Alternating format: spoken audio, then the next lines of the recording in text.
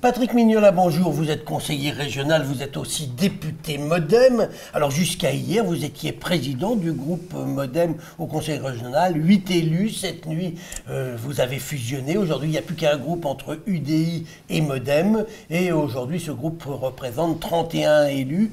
Première chose, est-ce que vous allez rester président? Parce que finalement, vous êtes minoritaire, vos 8 petits élus, contre de l'autre côté, j'ai pas fait le calcul, mais ils étaient un peu plus de 20.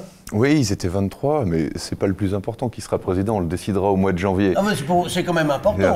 Bien sûr que c'est important, mais ça prouve que même quand on est minoritaire, parfois une bonne idée peut emporter l'unanimité. On ne pensait pas avoir l'unanimité. On avait déposé un groupe à 16 personnes hier matin, on est monté jusqu'à 22 dans la journée, et on a pu emporter la décision de ceux qui restaient. Le travail commence. Parce que voilà, on est tous venus de chemins différents, mais c'est déjà une belle avancée. Enfin, de chemins différents, comment vous allez faire cohabiter des gens qui n'ont plus rien en commun? Vous en avez d'un côté qui sont derrière le président de la République, vous en faites partie, vous êtes député de la majorité de M. Macron, et de l'autre côté, vous avez des gens qui sont vent debout contre le gouvernement. Je pourrais prendre le maire d'Écully, par exemple, mais on pourrait en citer plein d'autres. Oui, ou des personnes qui sont constructives, c'est-à-dire qui sont dans toute la gamme intermédiaire. En fait, il faut faire deux choses. La première, il faut faire du local et pas du national, parce que là, on parle de la région. Et puis la deuxième chose, il faut que les familles centristes ne regardent pas trop vers le passé, mais se tournent plutôt vers l'avenir. Parce qu'évidemment, en remontant à 1978, vous savez, il y a Louis Giscard d'Estaing qui siège dans notre groupe désormais. Ben voilà, cette racine giscardienne, elle a été commune à tout le monde, mais depuis 1978, il y a eu les engueulades les plus diverses. Il y a eu les bagarres entre les uns et les autres. Il y a eu des stratégies personnelles. Il y a eu les choix de l'UDI de choisir François Fillon au moment de la présidentielle, quand le MoDem avait choisi Emmanuel Macron. Si on ressasse le passé, on n'arrivera à rien. Aujourd'hui, on a besoin à la fois de rassembler la famille du centre et puis de préparer les prochaines élections. Il faut plutôt se projeter vers ce qui nous rassemble plutôt que vers ce qui nous sépare. Dites-moi, Patrick Mignola, vous parlez de Louis Giscard d'Estaing. Vous allez jouer les juges de paix pour éviter qu'il se batte avec sa nouvelle collègue du nouveau groupe, Mme Winczynski, qui l'a battue aux législatives? Écoutez, hier soir, on était ensemble dans la même salle. Et on a fait ce choix justement de ne pas regarder dans le rétroviseur. Bon, alors dites-moi, qu'est-ce que vous voulez pour l'avenir?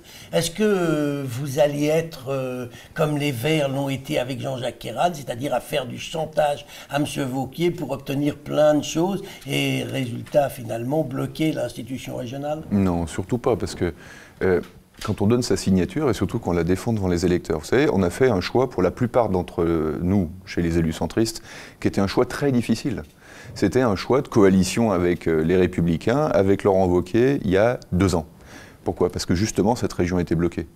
Parce qu'il n'y avait plus de majorité. Parce que même si Jean-Jacques Ayrault avait de véritables qualités, il n'avait pas de majorité avec les communistes, avec les Verts, qui l'embêtaient continuellement et qui nous empêchaient d'avancer dans cette deuxième région de France. On a bâti un projet commun. On s'est mis d'accord sur des orientations. On a encore voté le budget hier, avec des orientations qui sont très tournées vers l'investissement et qui sont avant tout des objectifs de redynamisation de la région. Tant qu'on tient ce pacte majoritaire ensemble, on n'a aucune raison de vouloir s'embêter les uns et les autres. On peut être différents, mais il y avait un joli mot auparavant, quand les grandes familles du centre étaient réunies, c'était qu'on pouvait dire oui mais. Donc on sait dire mais on sait dire oui. Et vous-même, vous êtes aujourd'hui député, vous êtes conseiller régional.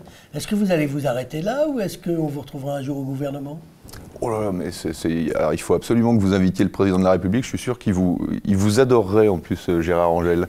Voilà, parce qu'il reconnaîtrait chez vous beaucoup de finesse et de subtilité. Donc c'est à lui qu'il faut poser la question.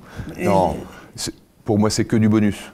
Vous me connaissez depuis quelques années. Voilà, j'ai eu d'abord une carrière d'élu local. J'ai réalisé mon rêve d'enfant en devenant maire de la Ravoire à 30 ans. Depuis, c'est que du bonus. Mais vous êtes aussi chef d'entreprise. Et surtout, peut-être chef d'entreprise. Non, je suis surtout père de famille avec 4 enfants. Ensuite, je suis chef d'entreprise familiale avec 200 salariés. Et si je peux être utile, très bien. Après, à quel niveau on peut être utile? Le plus possible. Voilà. Le plus possible. Donc, ma question n'était pas malvenue. Je vous remercie. Merci à vous, Gérard.